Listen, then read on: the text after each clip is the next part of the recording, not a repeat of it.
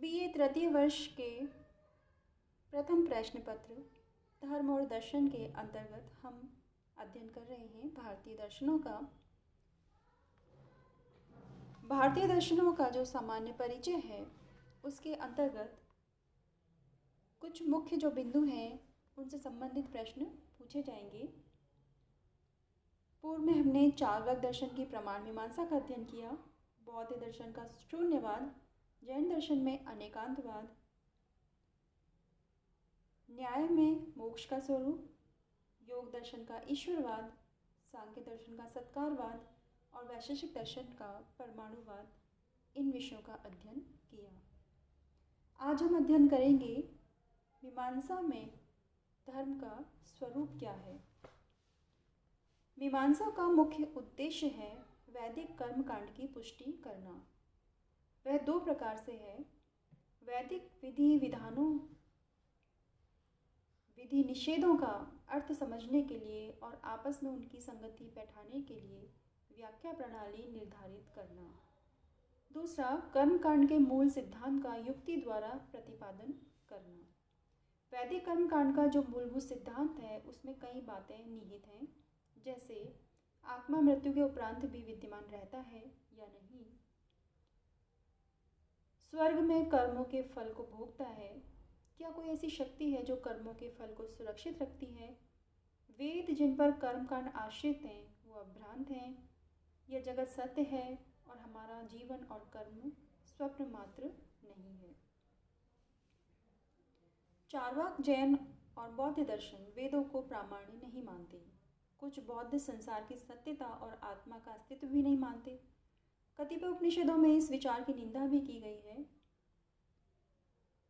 कि स्वर्ग ही मनुष्य का लक्ष्य है और यज्ञ ही सर्वोत्तम कर्म है। मीमांसक इन सभी आलोचनाओं का खंडन करते हुए कर्म कांड के सिद्धांत की पुष्टि करते हैं। मीमांसा का मूल ग्रंथ है जैमिनी सूत्र। जैमिनी सूत्र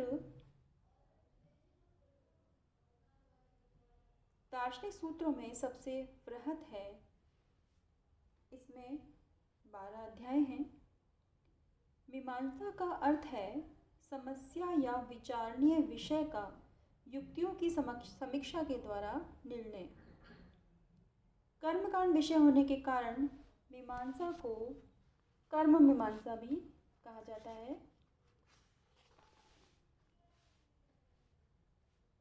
मीमांसक जगत कर्ता या ईश्वर को नहीं मानते। वेद की नित्यता और अपौरुषेयता को स्थापित करने की धुन में मीमांसा को ईश्वर की आवश्यकता ही प्रतीत नहीं होती, बल्कि ईश्वर को प्रधानता देने से वेदों का महत्व गौण हो जाएगा। इसलिए शायद मीमांसक ईश्वरवाद का मंडन नहीं करते। मीमांसा की दृष्टि में वेद नित्य ज्ञान के भंडार हैं।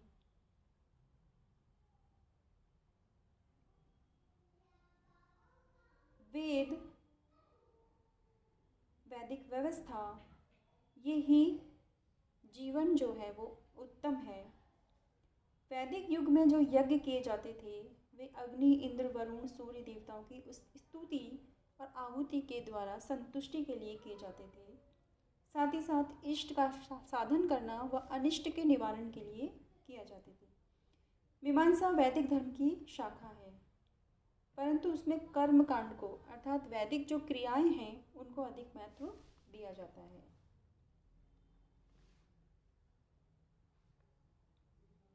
मीमांसा जो दर्शन यज्ञ करने का प्रधान जो उद्देश्य है वो देवताओं को संतुष्ट करना नहीं वरन अपनी आत्मा को शुद्ध करना मानते हैं। वैदिक कर्म इसलिए करना चाहिए कि वेद हमें ऐसा करने का आदेश देते हैं। कुछ काम्य कर्म हैं जो स्वर्ग, वृष्टि आदि की कामना के लिए किए जाते हैं, परंतु कुछ कर्म जो नित्य और नैमित्तिक कर्म है, आवश्यक कर्म हैं, जिनका पालन इसलिए करना चाहिए क्योंकि वेद वैसी आज्ञा देता है। यहाँ कर्मकांड के मार्ग में मीमांसा का धर्मशास्त्र अपने चरम उत्कर्ष बिंदु पर पहुँच जाता है, जहाँ निष्काम कर्म को ही धर्म माना जाता है।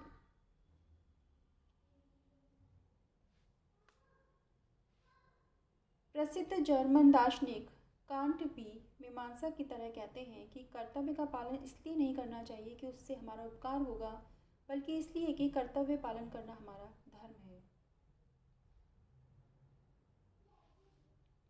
प्राचीन मीमांसकों के मत में स्वर्ग ही जीवन का चरम लक्ष्य माना गया है। इसीलिए कहा गया है कि स्वर्ग कामो यजेत, अर्थात जो स्वर्ग चाहता है वह यज्ञ करे। सभी कर्मों का अंतिम उद्देश्य है स्वर्ग प्राप्ति। परंतु धीरे धीरे मीमांसक गण भी अन्य भारतीय दर्शनों की तरह मोक्ष को बड़ा कल्याण मानने लगे। उनका मत है कि यदि सकाम भाव से कर्म किया जाए तो उसके फलस्वरूप बार बार जन्म लेना पड़ता है। जब मनुष्य समझ जाता है कि समस्त सांसारिक सुख दुख मिश्रित हैं और वह इस सांसारिक जीवन से ऊब जाता है, तब उसकी अपनी वासनाओं को दमन करने की चेष्टा करता है और पाप कर्म से विरत होकर उन सभी कर्मों को भी छोड़ देता है जो सुख प्राप्ति के निमित्त किए जाते हैं। इस तरह पुनर्जन्म और वह बंधन से छुटकारा मिल जाता है। निष्काम धर्माचरण और आत्मज्ञान के प्रभाव से पूर्व कर्मों के संचित जो संस्कार हैं वो भी लुप्त हो जाते हैं। इस तरह जन्म के बाद पुनर्जन्म नहीं होता और जन्म मृत्यु के चक्कर से सदैव छुटकारा मिल जाता है।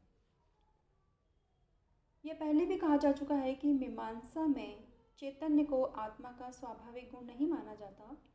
जब आत्मा शरीर और इंद्रिय के द्वारा विषयों के संपर्क में आ जाता है, तब उसे सुख दुख आदि का अनुभव या ज्ञान होता है। मुक्त